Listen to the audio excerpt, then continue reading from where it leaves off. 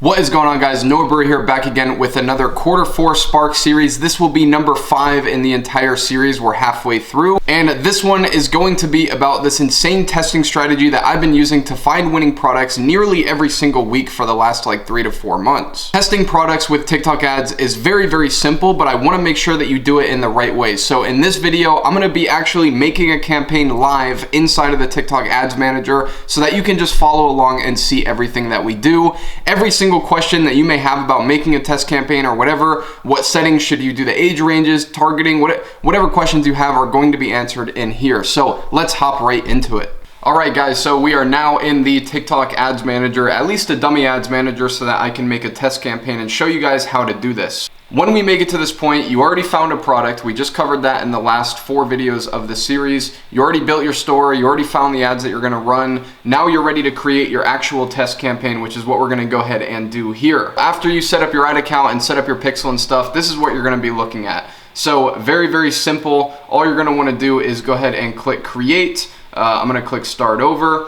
And the first thing that you want to do is click on website conversions. This is basically telling TikTok that we want sales, which is of course what we want. And then usually what I'll do is I will name the campaign the name of the product. So for the sake of this example, I'm just gonna put product name, and we'll go ahead and click continue. This will bring us to the ad group because the campaign is already created. And don't worry about any of the settings on the campaign level. When we're just testing products, we're not gonna be messing with any of those things. So I usually just call my ad groups open, or you could say no targeting or whatever. And then when it comes to selecting your pixel, just click the pixel that you wanna do, and then we're gonna optimize for complete payment out the gate. Now, a lot of people have brought up, what if I don't have any purchases on my pixel? Am I gonna run into spend issues, whatever? You might, but you can deal with those down the road. I don't think optimizing for view content or add to cart is going to help with spending issues at all. I actually don't really think that that's a strategy that works anymore for fixing spending issues. So what I would probably recommend that you do is optimize for complete payment from the get-go and just let it run until it does spend. So if it doesn't spend for a day or two,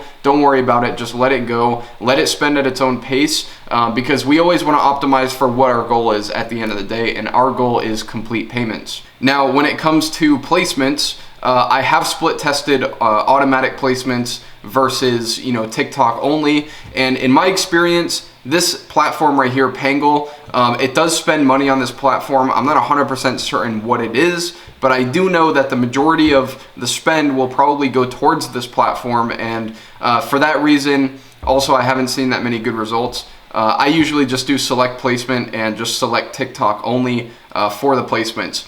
In terms of user comments and video downloads, doesn't matter. You can do whatever you want there. If you want to manage comments, if you don't want to manage comments, just make your mind up. I don't think it affects performance that well, but what I will say is, TikTok has voiced that if you do leave comments on, that you could get more impressions and more conversions. So usually I'll just leave them on. Automated creative optimization. So we are 100% going to do this, especially when testing. And this basically allows us to put multiple video ads under this single ad group, or under a single ad really. So we're not going to need multiple ads. Even though we have 3 videos we're going to use in this example, we can just put them all into one ad. Now, I'm always going to do custom targeting. I don't necessarily recommend doing automatic targeting, and I'll tell you why. Inside of the countries, you're just going to want to put in the countries that you want to target. So we're just going to do United States and Canada. Languages, you could do English. You don't have to, though. Genders, we're always going to leave this on all, unless you have a very specific product where only females would buy it. And don't look at me and say that, because you're selling makeup, that only females will buy makeup, because boys will buy makeup for their girlfriends, right? Or for their sisters or mothers or whatever. So don't be so quick to make assumptions. That's the reason I like leaving it broad, because you never know who's going to be buying your products. Age groups, and this is the reason why I don't do automatic targeting, is because I always do 18+. Now, I've split tested this multiple times, testing all age groups versus 18+, and I found way more winning products just targeting 18+. I think the traffic in the 13 to 17 age group is a little bit less quality, though it is cheaper. I would much rather my ads being shown to actual adults, and I don't really want to market to people who are under the age of 18. Most of them don't have credit cards, stuff like that, so I just don't see a purpose in it. And as for those settings, that's literally all we're gonna do for actually targeting. We're not gonna do interests, we're not gonna add on behaviors or any of this fancy stuff. And for that reason, we're not gonna use target expansion. The only reason why I would use this feature right here is if you're selling like an iPhone case or something and it's only applicable to iPhones, then you can come in here and just do iOS devices. But other than that, just don't even worry about it, just leave it broad. Budgeting, I think my last video that I made, I talked about $40 budgets and how they were performing really, really well. That's super outdated now, and I don't recommend testing with $40 budgets anymore. I think $25 budgets have been performing the best for me over the past month or two. And then I always schedule the ads for the next day at midnight. So that basically just looks like this. So schedule it for the next day at midnight, and that basically just makes sure that your ads are on an even spend schedule for the next day. So like if you start your ads at 6 p.m., then TikTok is not going to be evenly distributing your spend throughout an entire day, which in my opinion, for an accurate test and to keep a test accurate every single time, I like the consistency of the same spend schedule on every test that I run. So highly recommend doing that. We're not going to do any day parting, where our optimization goal is going to be conversions, and we're just going to keep it on lowest cost. So once you do that, just go ahead and click next, and we're going to start crafting the actual ad portion of this campaign. So once you get here, there's going to be a few options for different things that you can do. So you can set a custom identity. Actually, you have to. And what I would usually recommend that people do here is either the name of the product that they're testing or the name of their store. Usually those two things are the same thing, because I usually recommend, one product branded stores. So we'll just put like product name, and then for the profile picture, you really have two best options here, either for one, your logo, or for two, somebody with your product, or just a picture of somebody holding your product, or a screenshot from an ad of somebody using it. I don't really recommend doing like just a picture of your product, but again, it depends on the product and how nice it looks on its own. If it looks great, go for it. We're not going to do that for now. We're just going to leave it blank. Since we did ACO, we can actually add up to 30 different creatives under this single ad. So when it comes to uploading your videos, which I'm going to wait to do it because I'm not going to upload real ads, I'm just going to use example ads. You just click on upload and you can upload, all 5 of your ads. And people have asked me like, what's the optimal amount of video ads to have under each ad? My best answer to that question is anywhere between 1 and 5. I would say that running with a single ad for a product test is not ideal because you're only hitting it from one angle, but running like 10 is completely unnecessary. I'd say 5 is like the perfect number. If you can find 5 good ones, I would 100% test it with 5. However, if you can only find 3 good ones and you find another 2 that are not that great, I would probably recommend just running with the 3 that you think are really good. And basically really good just means that it sells the product in a good way, meets all the criterias, etc. The next thing that we can do is add ad copy, which is basically just going to be a little caption here. There's usually 3 things that I do here. So number 1 is basically something along the lines of product name available now. So I'll say like product name available now, or you could do out now. You can word it however you want, but it's basically telling people or acting as if you're launching this new product and it's finally out, right? So by the time people see the ad, they're gonna assume that you hyped it up in some way before, or you're announcing that this product is now available. So I like the ad copy for that reason. The next one I usually do is product name 50% off. And nothing fancy, no exclamation points. Definitely don't do no all caps because that can get you banned. But this is basically just saying like, hey, 50% off. You can see it in this example here. It's just going to be a little discount or whatever discount you have on your website. The third one is going to be an actual functional sentence explaining what your product does, the problem it solves, or whatever. So for this example, I'm going to say that we're selling the sunset lamp, which I don't know if you're familiar with the sunset lamp. Maybe I'll pop a picture or video on the screen right now.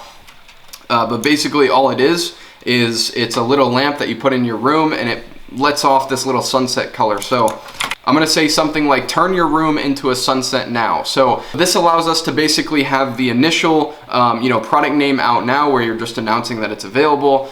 You can also have the discount ad copy, and you can also have a functional one. And depending on your product, you can also have multiple functional ones, which would actually allow you to get a little bit more creative in what you're saying. We could do one where it's like enjoy the sunset from your bed, right? So we're just setting the vibe. Another one that you could do is just a straight call to action. So you could say like, buy product name now. So you could say something along the lines of that, which I also like that one. I don't do it as much, but hey, this is your guys' opportunity to come in and start doing something a little bit newer. So in the website URL, obviously just put your product page. Once you have your URL in there, you can customize your call to action. So what I usually like to do is I like dynamic call to actions. I think they perform great. I've seen them perform very, very great, but you have to go into the settings and view what they're giving you as options. Obviously, if you're gonna do dynamic call to actions, uncheck the ones that don't make sense, right? So if you don't wanna do dynamic, then you can just do standard and you can just go to shop now. And usually what I'll do is if the dynamic option has shop now in the options, then I'll go for dynamic. If it doesn't, I'll just do standard and then manually just click shop now here. So what I'm gonna do now is I'm gonna upload the 3 video examples into here, and then I'm just gonna click this submit button down here, and that's gonna create our first campaign, first ad group, and first ad. But we're not done yet, so we're gonna go ahead and do that, and I'll show you what you need to do next. All right, so you can see on the screen now that we have the campaign created, and if we click the name, it's gonna bring us to the ad groups, and we do have a single ad group here. So what we're gonna do is go ahead and hover over that and click copy. We're gonna do 4 copies. So we're gonna have 5 total ad groups in this campaign, and we're not gonna change anything. So all 5 ad groups are gonna be exactly the same. We're just gonna come in here and schedule this for midnight. So once we have those scheduled, we can just go ahead and click next, and then we're gonna click submit on the page after that, which should leave us with 1 campaign with 5 ad groups and a bunch of different ads underneath. All right, so we just went ahead and did that, and you can see now that we have the same campaign here. We have 5 ad groups underneath. Each of them are at 25 bucks a day. All of them have the same ads underneath them and all the same settings and targeting options. And I'm gonna touch a little bit on what to do to actually analyze these different scenarios and what could come, but I'm gonna be touching more on that in the scaling videos and in the videos coming up on how to actually, transition from testing to scaling. In this video, I'll just give you a breakdown of how to determine if something is a winner and if something is not. At least get you to a point where you have a good understanding so that you're not out here wasting a ton of money on bad products. So let's get right into that. All right, guys, so now that we made the campaign, I'm gonna touch briefly on what you should do to actually analyze this campaign and how to determine if you have a winning product and if you don't have a winning product. So you're gonna have to use averages and common sense when you're analyzing your campaigns. Usually the time when I'll jump in and start making a decision on if it's a winner or not is on day 1. I'll look when it spends around $60 to $80. So anywhere in that range. Usually if it has 0 sales, I'll usually just turn it off and move on to a different product. Almost every single winning product I've came across will make a sale within this first $60 to $80 price range. So in my eyes, if it doesn't have a sale on the first day within 60 to 80 spent, it's not even really worth doing. Now, what do you do if you do make a sale? Like let's say you check it at $60 and you do have a sale. What I would recommend doing at that point is letting it run until it spends $80 to $100 and seeing if it makes another sale or if it's just gonna make 1 sale. Now, if you spend $100 on the campaign and you just make 1 sale, chances are that that product is not a winner. In order for a product to be categorized as a winner, or at least have me stick with it for multiple days, I like to see at least 2 sales within the first $100 spent to introduce like a retest or changing a variable or any of that stuff. So if it just makes 1 sale and you spend $100, just turn it off, and I would just recommend moving to another product. But if you do have 2 sales at this point, what I would recommend doing is transitioning into scaling.